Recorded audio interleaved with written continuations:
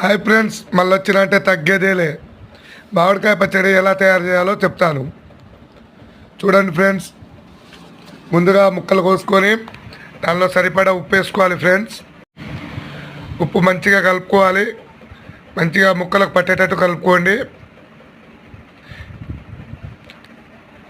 చాలాసేపు కలుపుకోవాలి ఫ్రెండ్స్. మా ఛానల్కి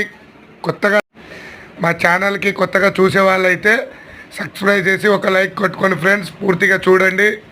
సింపుల్గా ఏంటంటే మీకు కొంచెం తెలియకుండా కానీ సింపుల్గా చేసుకోవచ్చు.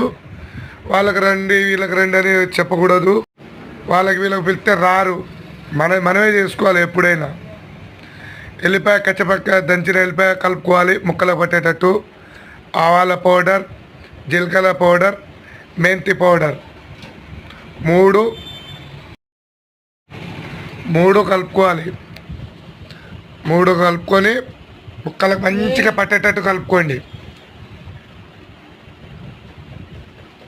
మాలాంటి ఏం లేని నిరుపేద వాళ్ళకు లైక్ కొట్టండి. ఒక్క సబ్స్క్రైబ్ చేస్తే మీకు ఏం పోదు కదా. మాలాంటి వాళ్ళకు కొంచెం సహకరించండి దయచేసి. ఇప్పుడు ముక్కలకు పట్టిన తర్వాత మంచిగా కలుపుకోండి. 30 మామిడికాయలు వేసాను నేను. చూడండి ఫ్రెండ్స్, ఎక్కువ కాదు, ఒక మీడియం సైజు 30 మామిడికాయలు.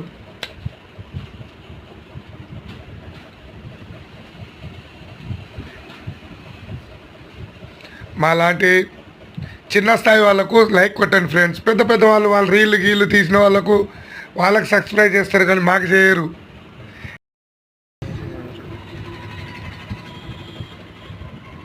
ముక్కలకు మంచిగా పట్టేటట్టు కలుపుకోవాలి. ఇప్పుడు కారం వేసుకోవాలి ఫ్రెండ్స్. కారం అయితేనే బాగుంటుంది, ఎందుకంటే అది కలర్ బాగుంటుంది. ప్లస్ ఏంటంటే కారమే ఉంటుంది, కలర్ కూడా బాగుంటుంది. మనకు చూడడానికి మంచిగా ఊపడుతుంది. కాశ్మీర్ కారం టైపు అలా మంచిగా ఊపడుతుంది ఫ్రెండ్స్. దేనికైనా నేను వంట చేసినప్పుడైనా సరే, నేను పెళ్ళిళ్ళు అయినా సరే, నేను కారమే వేస్తాను ఫ్రెండ్స్. అదైతేనే కొంచెం క్వాలిటీ ఉంటుంది, బాగుంటుంది. ఒక సబ్స్క్రైబ్ చేసుకోండి ఫ్రెండ్స్, ప్లీజ్ ఫ్రెండ్స్.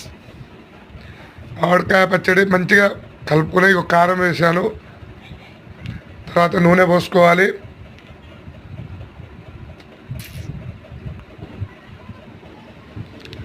వీడియో మొత్తం చూడండి ఫ్రెండ్స్. వీడియో మొత్తం చూస్తేనే అర్థమవుద్ది. కారం